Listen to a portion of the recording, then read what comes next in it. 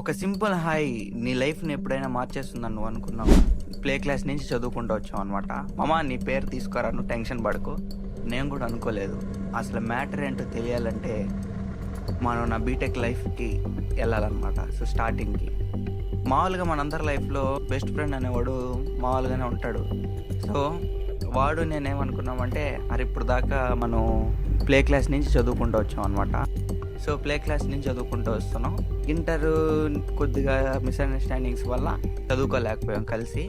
సరే అని చెప్పని బీటెక్కి వచ్చాము, ఎంసెట్ రాసాం, సీటు ఒకే దాంట్లో రావాలనుకున్నాం, వచ్చింది.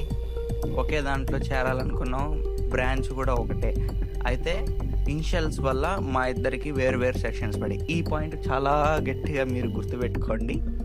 సెక్షన్స్ ఏ సెక్షను, బి సెక్షను ఇట్లా ఉంటాయి కదా, దాంట్లో మేమిద్దరం వేరు వేరు సెక్షన్లో పడ్డాం. ఆ తర్వాత ఇంకా ఫ్రెండ్స్ వస్తారుగా, కొత్త కొత్త ఫ్రెండ్స్. ఆ ఫ్రెండ్స్ వచ్చిన తర్వాత అసలు ఏమైందంటే